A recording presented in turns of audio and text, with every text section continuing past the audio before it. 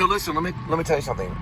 Shep does free himself because Daniel Lucius Copex, the bad lieutenant, the evil lieutenant, he is caught by RIB, the Revolutionary Independent Branch, right? That represent faith, love, hope, and charity.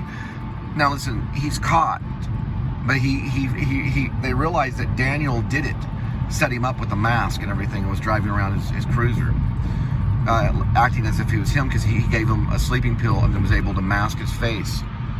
It's called a death mask. It's where you put on clay on the mask and was able to make a mask of his face. So they've realized what he did. Daniel was a genius, but he got caught by the dwarf. So when he's busted, right, he's taken back to Alaska, or he's taken to Alaska. He's taken to Alaska back to the dwarf's territory, and he's let off at a 7-Eleven, and the FBI apprehend him. Shep is freed, so Shep is told he can go back home. But when he goes back home, listen, RIB is only a 4th branch of the main militia, and that militia wages rage. Well, they release their own cats of war, tracking down these corrupt cops, and it turns into like a war. And there's a war against the corrupt cops and basically the different departments of RIB, who are all sober. A lot of them are recovering addicts, and they used to live on the street and stuff because they were hooked on meth and things.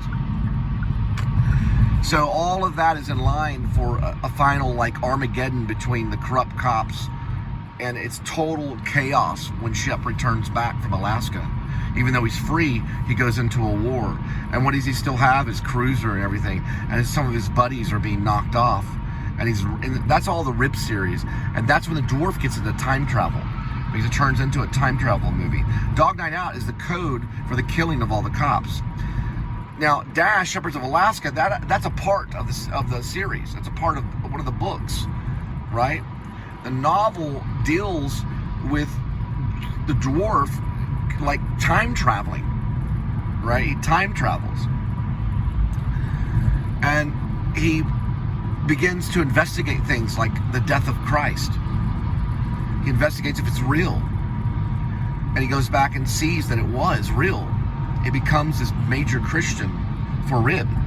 He comes back with faith, love, hope, and charity even more, even with the name of Christ.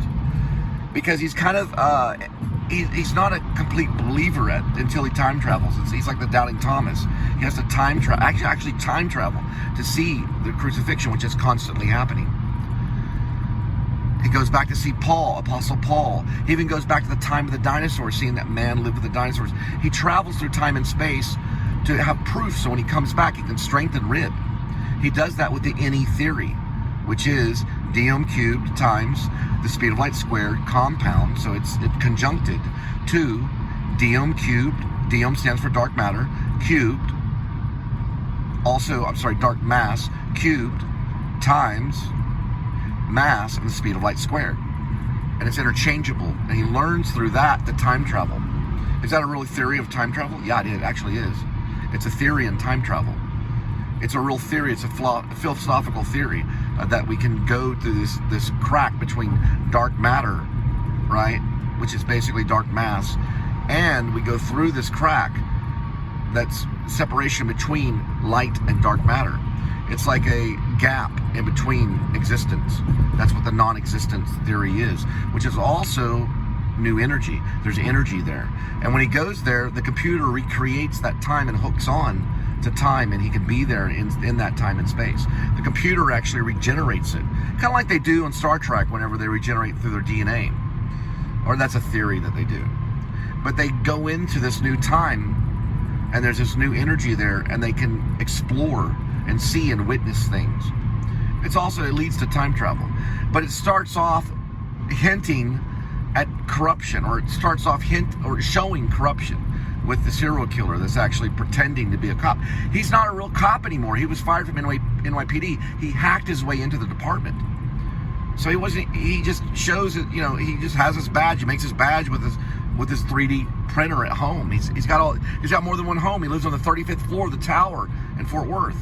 He also has an abandoned house where he has a dungeon, where he's obsessed with movies, where he watches movies before he kills some of the migrant wanderers. Whoops.